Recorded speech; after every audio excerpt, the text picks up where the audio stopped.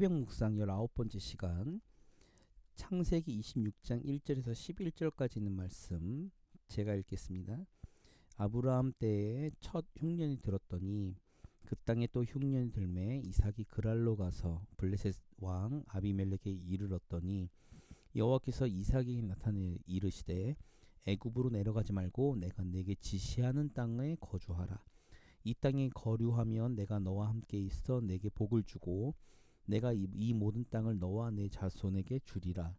내가 내 아버지 아브라함에게 맹세한 것을 이루어 내 자손을 하늘의 별과 같이 번성하게 하며 이 모든 땅을 내 자손에게 주리니 내 자손으로 말미암아 천하 만민이 복을 받으리라.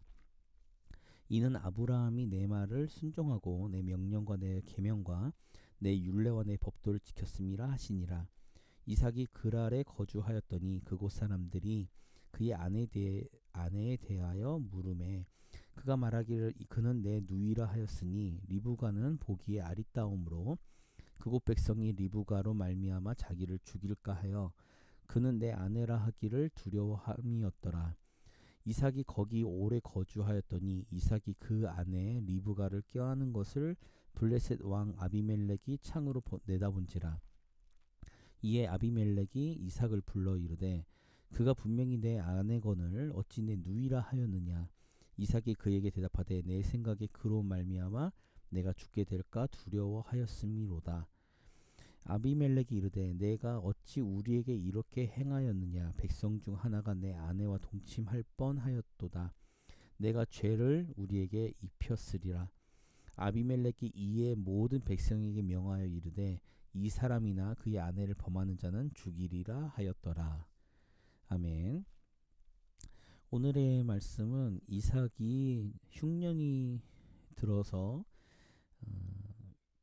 그랄로 내려간 장면입니다. 오늘 말씀을 찬찬히 보면 어디서 본 기시감 같은 것들이 작용합니다. 뭘까요?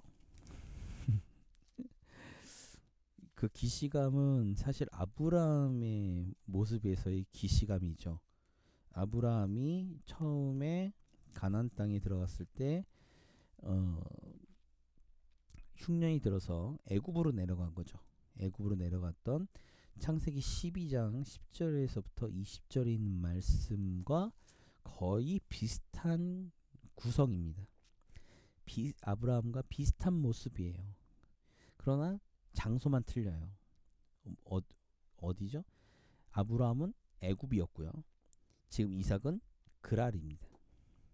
근데 하나님께서 2절에 보니까 이삭에게 나타나 이르시되 애굽으로 내려가지 말고 이렇게 말씀하셨어요.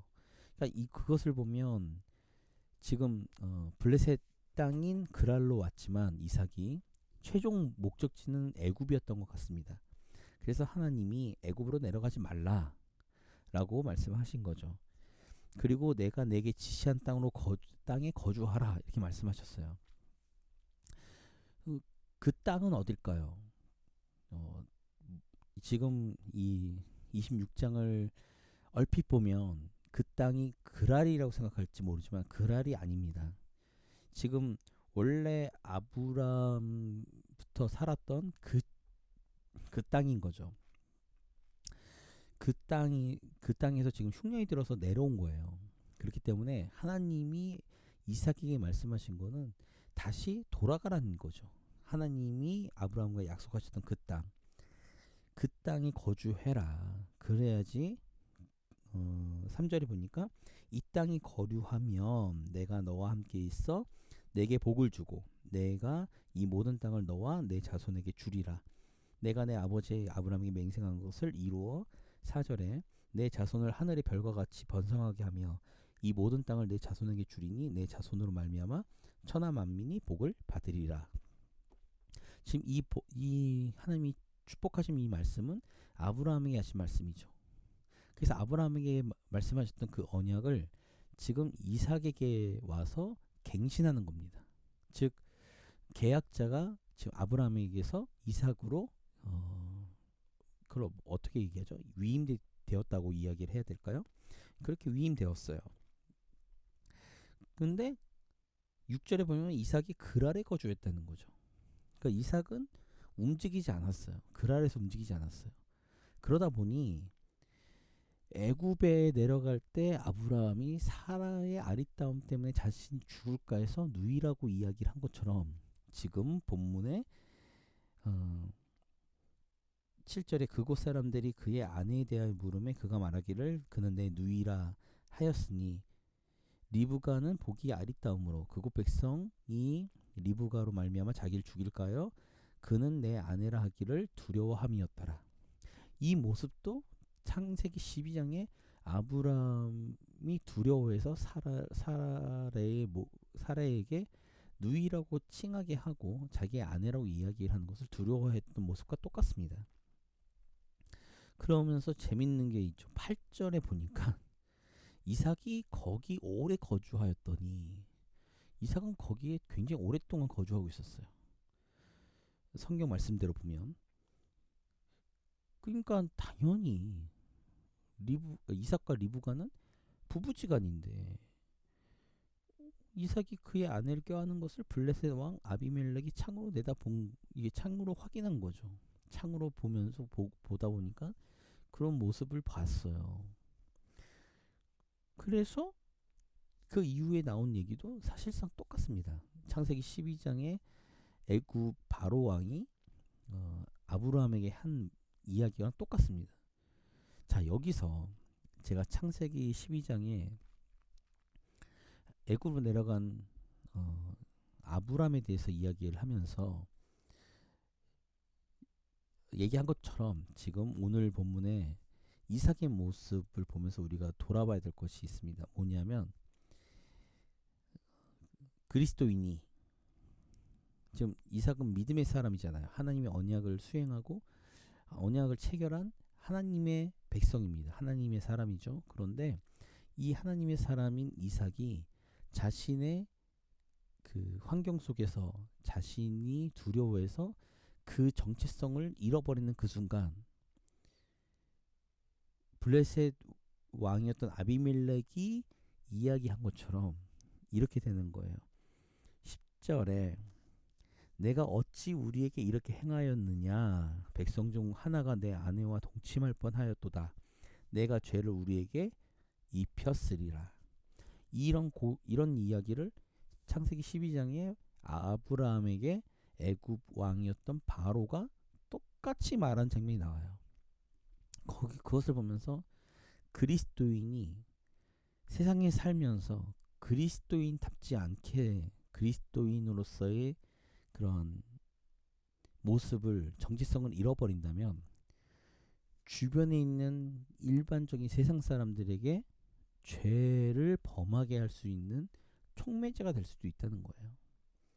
굉장히 무서운 이야기입니다. 그러니까 이런 거예요. 그리스도인이 그리스도인으로서의 정체성을 숨겨서 그것들을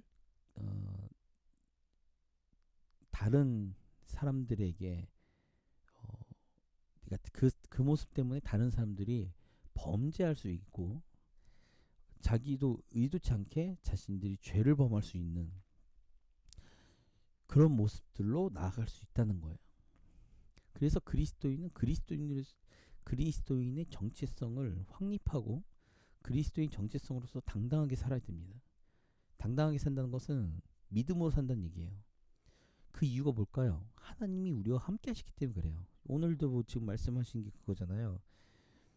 하나님이 아브라함이 아니라 이삭과 언약을 체결하시면서 뭐라고 이야기했냐면 3절에 이 땅이 거류하며 이 땅은 그랄이 아니라고 말씀드렸어요. 이 땅이 거류하면 내가 너와 함께 있어. 하나님이 함께 하시는 거예요. 제가 지지난 시간인가 그 라이브에서 그렇게 말씀드렸어요. 선한 목자이신 하나님을 우리가 신뢰하는 것은 과연 무엇일까? 라고 이야기할 때 하나님이 함께 하시기 때문에 함께 하시면 그 어느 곳이라도 안전한 곳이 된다라고 말씀을 드린 것처럼 하나님이 함께 하신다는 것을 그리스도인들이 믿음으로 우리의 정체성을 확립하고 살아가면 하나님이 우리와 함께 하신다는 그 확실한 믿음 때문에 우리는 담대할 수 있고 당당할 수 있고 세상에서 빛과 소금의 역할을 감당하며 살 수 있습니다. 그러나 그것을 우리가 숨기고 우리가 얄팍한 우리의 지혜를 가지고 우리의 어떤 머리씀을 통해서 살아간다면 오히려 다른 이들에게 죄를 범하게 할 수 있는 그런 모습이 될 수 있다라는 사실을 우리가 알아야 돼요. 그러니까 내가 나 혼자 잘못해가지고 나 혼자 죄를 짓는 것은 그나마 낫죠. 근데 본의 아니게 나로 인해서 다른 이들이 죄를 지을 수 있다? 그러면 그것은 그리스도인으로서 하나님 앞에 책망받을 일밖에 안 된다는 겁니다. 즉 하나님의 사람으로, 하나님의 백성으로, 하나님의 자녀로, 하나님을 믿는 섬기는 자들로 그리스도인으로서 살아간다는 것, 그것은 처음에는 세상의 핍박과 세상의 조롱과 세상 사람들에게 비난을 받을 수 있지만 우리가 그럼에도 불구하고 그 담대한 믿음을 가지고 하나님의 백성으로서의 정체성을 확립하면서 살아간다면 우리의 삶 가운데 역사하시는 하나님의 그 놀라운 손길들이 우리를 통해서 다른 이들에게 하나님의 살아계심을 보여준다는 거죠. 우리가 그 사실에 대한 믿음이 필요합니다. 그 사실에 대해서 우리가 확실하게 성경을 통해서 또한 다른 이들의 간증과 다른 이들의 삶을 통해서 우리가 확립해 나가야 됩니다. 그렇지 않기 때문에 세상에서 그리스도인인지 세상 사람인지 구분이 안 되는 거예요.